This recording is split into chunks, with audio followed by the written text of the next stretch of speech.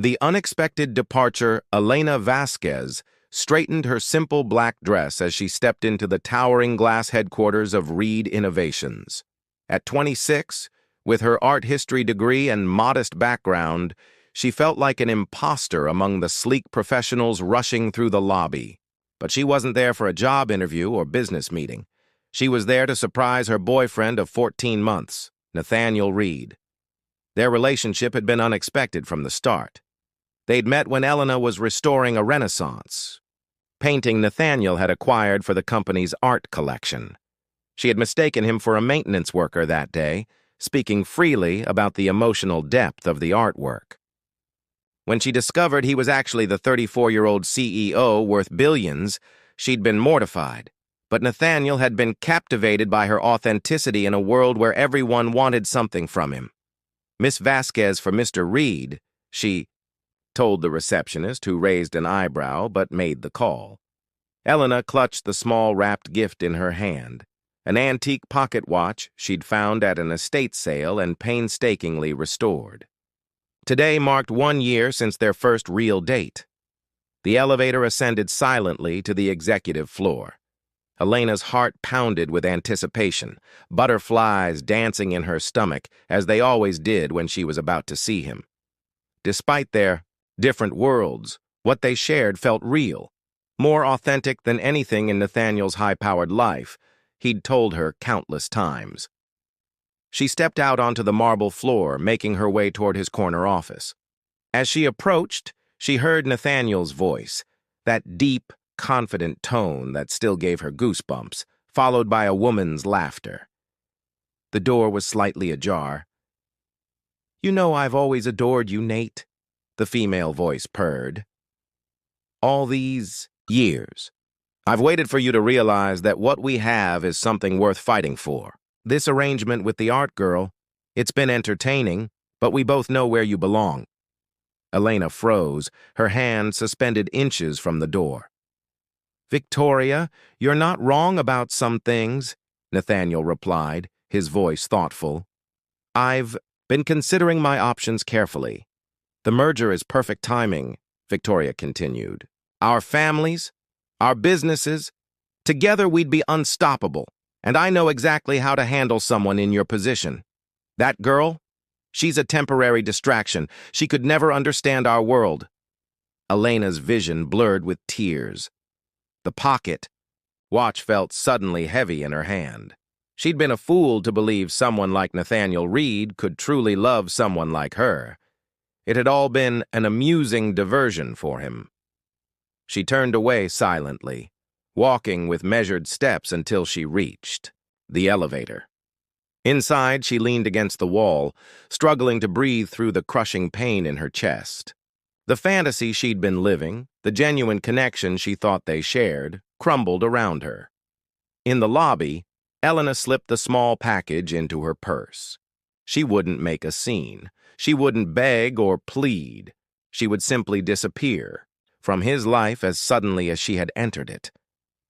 Back in her tiny apartment, Elena packed quickly, calling the museum in Chicago that had offered her a restoration position months ago, one she'd declined to stay near Nathaniel. They were still interested and could use her expertise immediately. Within hours, she had booked a one-way ticket. As she prepared to leave, her phone buzzed with Nathaniel's name. She silenced it, then turned it off completely. There would be no tearful confrontation, no chance for him to convince her she had misunderstood or to offer empty explanations. The evidence had been clear enough. What Elena couldn't know was that upstairs in that office, Nathaniel had just firmly rejected Victoria's proposition, explaining that his relationship with Elena had changed him fundamentally. He couldn't know that Elena had left, taking with her not just her broken heart, but something that would forever connect them, the child already growing inside her that she hadn't yet found the perfect moment to tell him about. Solitary reflections. 4 years passed like seasons in a blur, each bringing its own challenges and transformations. Elena's life in Chicago had become a careful balancing act, restoring priceless artwork by day and being mother to 3-year-old. Sophia by night. Their modest two-bedroom apartment above a family-owned bookstore in Lincoln Park had become a sanctuary, far removed from the gleaming skyscrapers and boardrooms of her previous life. "Mommy, look!" Sophia exclaimed, holding up a finger painting with the serious pride of an accomplished artist. "It's us and the Big Bean!" Elena smiled, taking in her daughter's creation, a blob of silver surrounded by two stick figures with wildly disproportionate heads. Sophia had inherited Elena's artistic tendencies along with her dark curls, but her eyes, those piercing gray eyes that could express volumes without words, those were all Nathaniel's. "It's beautiful, sweetheart," Elena said, hanging it on their already crowded refrigerator gallery. "We'll have to visit Cloudgate again soon." Every milestone in Sophia's development brought both joy and an undercurrent of guilt. Her first steps, her first words, moments Nathaniel would never witness. Elena had considered contacting him countless times, especially during her pregnancy when hormones and loneliness had nearly broken her resolve. But each time, she remembered Victoria's words and Nathaniel's response. She remembered how disposable she had felt. After settling Sophia for her afternoon nap, Elena retreated to the small alcove that served as her home office. Her restoration business had grown steadily, with museums and private collectors seeking her expertise. The irony wasn't lost on her. She had become known for restoring damaged masterpieces while her own heart remained in fragments. Her phone chimed with an email notification. The Museum of Contemporary Art was hosting a fundraising gala and wanted her to speak about her recent restoration of a significant Rothko painting. The event promised to attract major donors, wealthy art enthusiasts, and corporate sponsors. Elena's finger hovered over the decline button before she reluctantly accepted. Professional opportunities like this were rare, and Mrs. Torres from downstairs had already offered to watch Sophia. Halfway across the country, Nathaniel Reed stood at the floor-to-ceiling windows of his penthouse, staring at the Manhattan skyline without really seeing it. Reed Innovations had doubled in value over the past 4 years, expanding into sustainable technology and renewable energy. Business publications hailed him as a visionary, the billionaire with a conscience. If they only knew how hollow those accomplishments felt. "The Chicago expansion is moving forward," his assistant Julian reported, setting down a folder on Nathaniel's desk. "The museum fundraiser would be an excellent opportunity to announce the new research center. Their board is expecting you to attend." Nathaniel nodded absently. "Schedule it." After Julian left, Nathaniel picked up the small antique pocket watch. That sat on his desk, the one possession he valued above all others. He'd found it in his office the day Elena disappeared, left by the cleaning staff who'd discovered it on the reception desk. He'd never understood why she would leave such a thoughtful gift only to vanish without explanation. The day she left had been the most confusing of his life. One moment he was rejecting Victoria's merger proposal and making plans to ask Elena to move in with him, and the next, Elena wasn't answering his calls. By the time he'd gone to her apartment, she was gone. No note, no explanation, just emptiness where her warmth had been. He'd hired investigators, of course. They tracked her to Chicago and the museum position, but Nathaniel had ultimately called them off. If she had chosen to leave so decisively, perhaps the gulf between their worlds had been too great after all. He would respect her choice, even if it tore him apart. Dating had been a non-starter since Elena. Victoria had made several more attempts, each more transparent than the last. His family pushed eligible women his way at every gathering, concerned about the Reed legacy. Nathaniel participated in the social rituals expected of someone in his position, but his heart remained firmly locked in the past. "Mr. Reed, your mother's on line 1. Julian's voice came through the intercom. "Tell her I'll call back," Nathaniel replied, turning from the window. His office walls were adorned with carefully selected artwork, pieces that reminded him of Elena's passionate explanations about brushstrokes and cultural context. The corporate headquarters had an entire collection of Renaissance and Baroque paintings now, each acquisition a tenuous connection to her. That evening, Nathaniel attended a board meeting where they discussed the company's philanthropic initiatives, including the Chicago Research Center focusing on art conservation technology. The project combined cutting-edge science with art preservation, a perfect bridge between his world and the one Elena inhabited. Though he never admitted it aloud, many of his recent business decisions had been influenced by thoughts of her. Later, alone in his penthouse, Nathaniel reviewed the details for the upcoming Chicago trip. 4 years was a long time, enough for Elena to have built an entirely new life. Perhaps she was married now, with a family of her own. The thought sent a familiar ache through his chest. He opened his laptop and searched her name, something he permitted himself only occasionally. A new article appeared. Elena Vasquez to speak at Museum of Contemporary Art Gala. His heart raced as he read the details. The exact event he was scheduled to attend as a major donor. After 4 years of silence, their paths would cross again. Nathaniel closed his eyes, unsure if this coincidence was cruel or merciful. He only knew that despite everything, despite the inexplicable way she'd left, he wasn't prepared for the rush of emotion her name still evoked. In Chicago, Elena tucked Sophia into bed, unaware that in just 1 week, the careful world she had constructed was about to collide with the past she'd tried so desperately to outrun. Fateful reunion. The Museum of Contemporary Art glowed against the Chicago night, its modern architecture illuminated for the gala. Inside, staff made final preparations while caterers arranged delicate hors d'oeuvres on silver platters. Elena stood before a mirror in the small preparation room, adjusting the burgundy gown she'd splurged on for the occasion.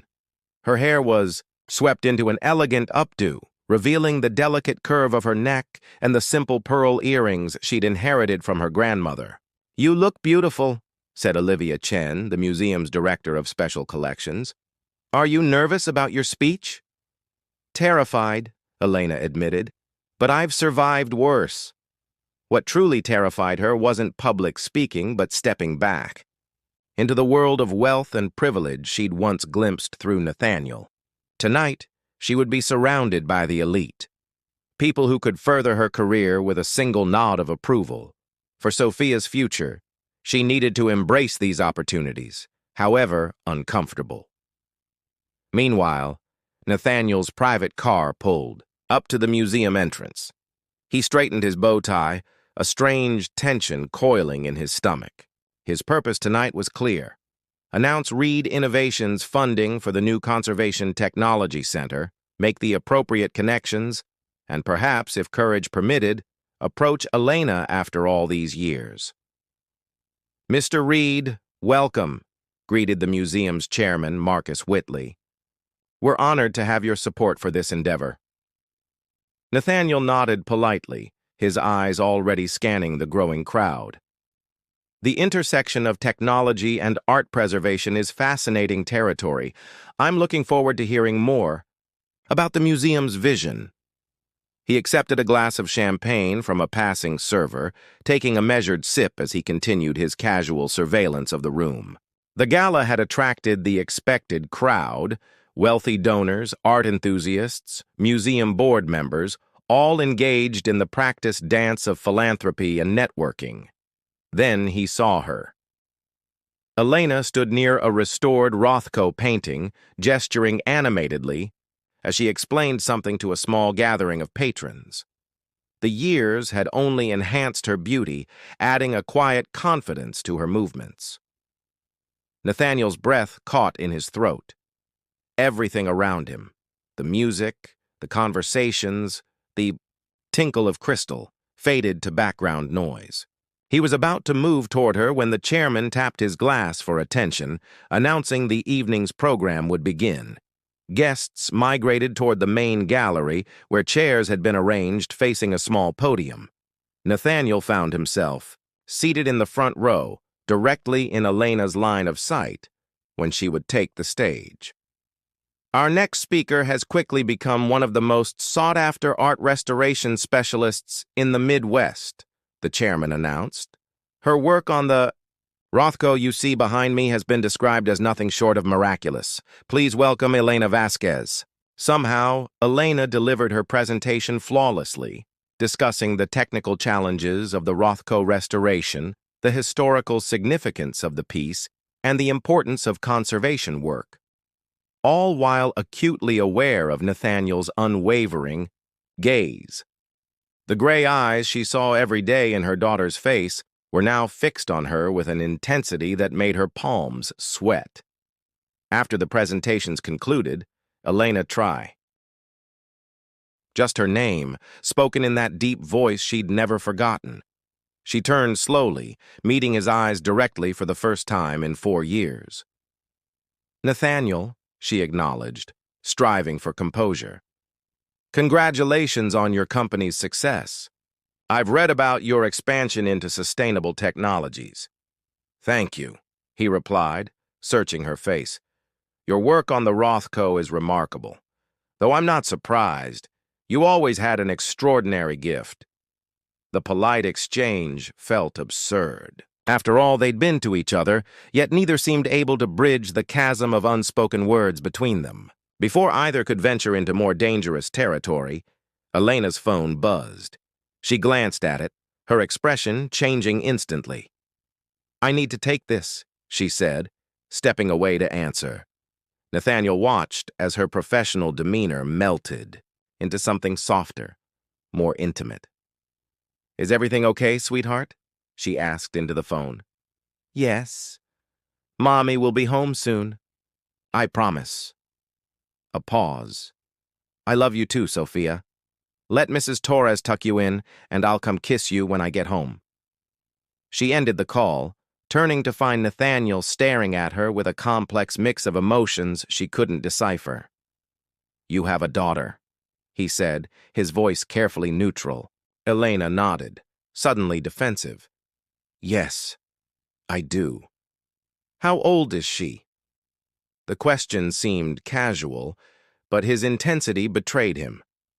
"She's 3, Elena answered, watching realization dawn in his eyes. The mental calculation was simple enough. 3, he repeated, his voice barely audible above the gala's ambient noise. "Elena, is she—" "Mr. Reed," the chairman interrupted, approaching with another donor. "There's someone you simply must meet." Elena seized the opportunity. "I should go. It was unexpected seeing you, Nathaniel." She slipped away before he could protest, making quick excuses to Olivia before collecting her wrap and practically running to the waiting taxi outside. Her hands trembled as she gave the driver her address, adrenaline coursing through her veins. Nathaniel, meanwhile, endured 30 agonizing minutes of introductions and small talk before he could extricate himself from the gala. Outside, he instructed his driver to wait while he made a call. "Julian, I need information," he said the moment his assistant answered. "Elena Vasquez's current address in Chicago. Yes, tonight. It's important." An hour later, Nathaniel stood outside a modest brownstone in Lincoln Park. Light glowed from a second-floor window. He hesitated, questioning his impulsiveness, but the possibility that had taken root in his mind left no room for patience. He pressed the buzzer for apartment 2B. When Elena opened the door, she'd changed into jeans and a simple sweater, her elegant updo replaced by a loose ponytail. Her eyes widened at the sight of him. "How did you find me?" she asked, neither inviting him in nor closing the door. "I needed to know," Nathaniel said, his voice rough with emotion. "The timing, Elena. Your daughter. Is she mine?" The question hung between them, irreversible once spoken. Elena gripped the doorframe, torn between the instinct to protect her carefully constructed life and the weight of 4 years of secrets. "Mommy?" a small voice called from inside the apartment. "Who's there?" And then she appeared beside Elena, a tiny figure in pink pajamas covered with stars, dark curls framing a face still soft with sleep, and those unmistakable gray eyes that mirrored Nathaniel's own. Retry part 4, edit part 4, bridges and barriers. Time seemed to crystallize in the hallway outside Elena's apartment. Nathaniel stood transfixed, staring at the small girl who peered curiously up at him. The reality he'd suspected at the gala now stood before him in star-patterned pajamas, undeniable evidence of what he'd missed. "Sophia, sweetie, go back to bed," Elena said gently, her voice betraying a slight tremor. "Mommy will be there in a minute." "But who's the man?" Sophia asked, tilting her head with the unfiltered curiosity of childhood. Elena hesitated, caught in the impossible moment. "He's an old friend of Mommy's, from before you were born." Nathaniel crouched down instinctively, bringing himself to Sophia's eye level. "Hello, Sophia. I'm Nathaniel. It's very nice to meet you."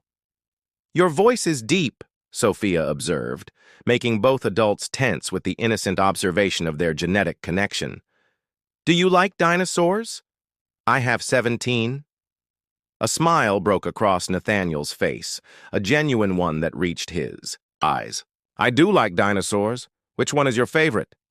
"Triceratops," she answered without hesitation. "They have 3 horns for protection." "Smart choice." Nathaniel nodded solemnly. "Protection is important." Elena felt her heart constrict, watching this first interaction. "Sophia, bed. Now please. You can show your dinosaurs another time." After Sophia reluctantly retreated, Elena stepped into the hallway, pulling the door nearly closed behind her. "You shouldn't have come here, Nathaniel." "Were you ever going to tell me?" His voice was low, controlled, but she could sense the tempest beneath. "Were you planning to let me go my entire life without knowing I had a daughter?" "I don't know," Elena admitted, crossing her arms defensively. "When I left, I didn't even know I was pregnant. By the time I found out, it seemed better this way." "Better?" Incredulity sharpened his tone. "How could keeping my child from me possibly be better?" "Lower your voice," Elena hissed. "And you don't get to judge my decisions when you don't know what I've been through." Nathaniel ran a hand through his hair, a gesture so familiar it made Elena's chest ache with unwanted nostalgia. "Then tell me. Help me understand why you disappeared, without a word, and why you kept my daughter secret for nearly 4 years." Elena glanced back at the apartment door, torn between protecting her past and confronting it. "Not here, not tonight. Sophia needs her routine." "Tomorrow, then," Nathaniel stated rather than asked. "Breakfast. There's a cafe on the corner. 8 o'clock. Elena nodded reluctantly.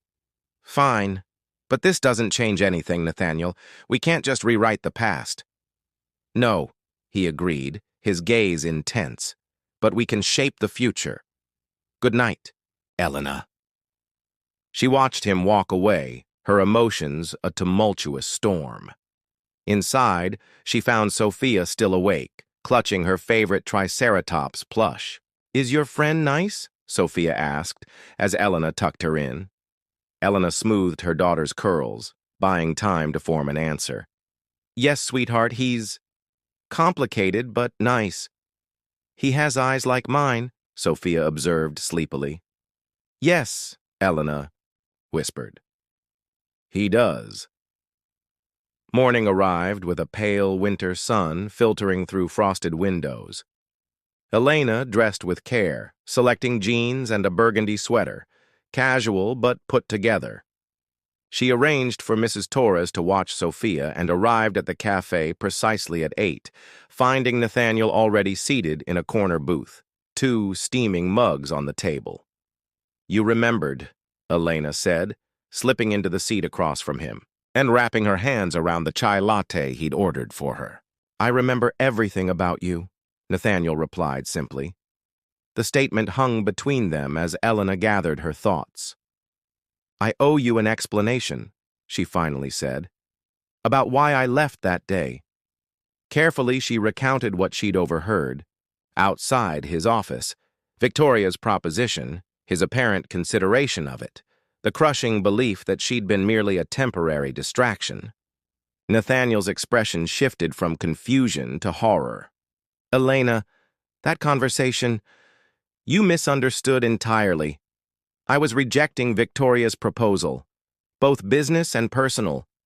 I was telling her that you had changed everything for me. But you said you were considering your options carefully," Elena countered. "My options for how to let her down without destroying our family's business relationship," Nathaniel clarified. "Victoria's father was our biggest investor at the time. I needed to handle it diplomatically, but I was unequivocal about us. If you'd stayed even 2 more minutes, you would have heard me tell her I was planning to ask you to move in with me." Elena stared at him, the foundation of her 4-year exile suddenly crumbling. "You were going to ask me to move in?" "I had the key made that morning," Nathaniel confirmed. "It was in my pocket during that conversation." The revelation landed, like a physical blow. Elena closed her eyes, processing how thoroughly she had misinterpreted everything. I believed." "You believed I was like every other privileged person who'd looked down on you," Nathaniel finished. "After everything we shared, you still didn't trust that what we had was real. Can you blame me?" Elena's voice sharpened. "Your world made it very clear I didn't belong. Victoria wasn't the only one who called me the art girl or treated me like a passing fancy." "But I never did," Nathaniel insisted. "I loved you, Elena. I searched for you after you disappeared." "Not hard enough," she challenged. "I wasn't exactly hiding." Nathaniel's jaw tightened. "I found you in Chicago, but you left so decisively, without a word. I thought you wanted nothing to do with me. I respected what I believed was your choice." They sat in charged silence, years of misunderstandings stretching between them like a chasm neither knew how to cross. "What happens now?" Elena finally asked. "Now I want to know my daughter," Nathaniel stated firmly. "I've lost nearly 4 years of her life. I won't lose any more." "It's not that simple," Elena cautioned. "Sophia has no idea who you are. We can't just upend her world overnight." "I'm not suggesting that," Nathaniel assured her. "But I am her father, Elena. I have rights, and more importantly, I have responsibilities I intend to fulfill."